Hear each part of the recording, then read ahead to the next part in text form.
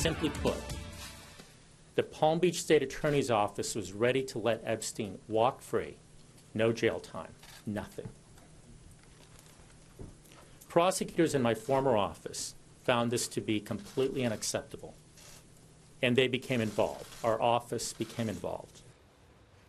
That was outgoing Labor Secretary Alex Acosta defending his role in a 2008 plea deal for accused sex trafficker Jeffery Epstein. Acosta blaming Florida prosecutors for apparently letting Epstein off the hook, prompting questions about whether those attorneys could face consequences more than a decade later, as federal prosecutors pursue new charges against Epstein. Let's bring in our legal panel. Richard St. Paul is here. He's a defense attorney and a member of the Republican Trial Lawyers Association. Misty Marris is here, and she is a trial attorney. And we are going to get to the blame game in a second. But, Richard, I start with you here. Did Alex Acosta, who was U.S. Attorney for the Southern Florida at the time, give Jeffrey Epstein a pass in 2008 by shelving his 53-page indictment that could have sent Epstein to prison for life? Well, look, on first look, it certainly seems like a 53-page indictment would send somebody to jail for a very long time, if not their life. And instead, Epstein ends up with 18 months. But Acosta says this. He says that, look, if we went to trial, it would have been a roll of the dice. So we did the plea deal, which guaranteed Epstein 18 months in jail. We still need all the facts on whether that's true or not. And certainly when you hear the involvement of everybody from the state's attorney's office to federal prosecutors, the potential for witness tampering and witness intimidation that's taking place in this case, there's a lot of facts that need to come out to determine whether or not Acosta's behavior was that of a prosecutor trying to do their job and get justice, or somebody who just caved in to Epstein's defense team. So, Misty, we played that soundbite. Last week, Alex Acosta blamed the Palm Beach State's Attorney's Office. Is he right? Well, essentially what he was saying is that the state's attorney's office was going to charge Epstein with a crime that would have carried no jail time.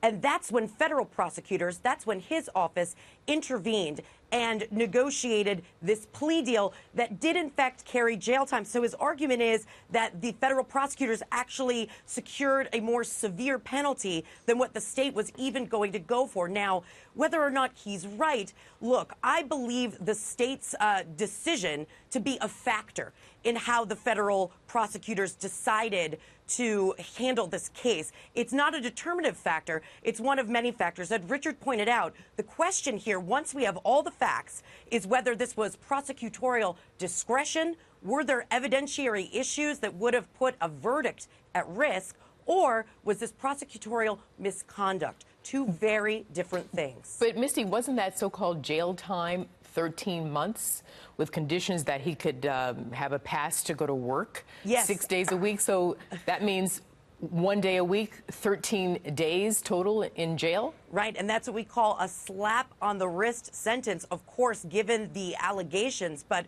there's definitely factors that go into the analysis of what a prosecutor is going to do and what a prosecutor brings to trial. Listen, Arthel, the responsibility remained with the federal prosecutors to charge Epstein and to make that determination. So how that plea deal played out has nothing to do with the state prosecutor's office. It has to do with the decisions that the federal prosecutors made. Well, we're talking about this because of the great work by the Miami Herald. So I want to read a paragraph from the Miami Herald right now. It says, quote, Epstein's lawyers, who in addition to Jack Goldberger were Alan Dershowitz, Roy Blott, Kenneth Starr, Guy Lewis, and Jay Lefkowitz, demanded that the deal be sealed and kept secret from Epstein's victims. Acosta acquiesced. Emails show even though victim notification was required under federal law. So, Richard, how much collateral damage will be done as prosecutors go after Jeffrey Epstein and attempt to bring justice to his alleged victims? Look, I think that line right there that you just read is that low-lying fruit of as Misty mentioned, prosecutorial misconduct. If the federal law says that the witnesses need to know about what's happening in the case and they didn't follow that, they better have a very good reason as to why they didn't follow that. Now, the team that you just talked about, that legal powerhouse team that has included as part of its clients presidents and others, you know, that is a very serious legal team that basically had just as much resources as the federal government. And I think that's something that's going to be looked into in terms of what also the legal team had to do with creating pressure and witness intimidation, potential witness intimidation, and paying off witnesses to weaken a prosecutor's case. I think that's another aspect that we have to take a look at, and that might come into what this fallout might be. In addition to the other fallout, Epstein has known a lot of people. When we're talking celebrities, we're talking presidents, their families, the royal family. Anybody who has been a witness to his misconduct is going to be a potential witness in this particular case.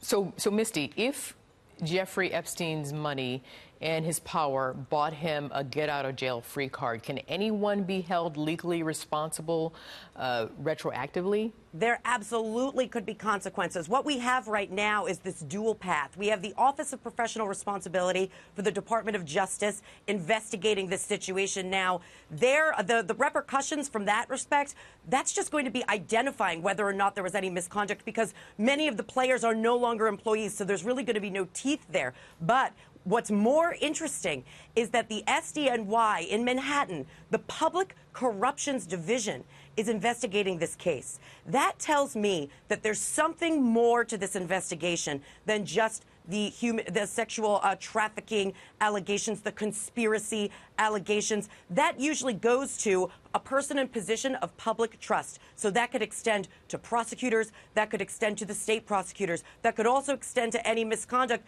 by the defense legal team. It's going to be something when we find out exactly what happened. My biggest issue with this is that violation of the Victims Protection Act. As Richard said, there's really very few excuses for that, so I think we're going to see a lot of fallout on that angle.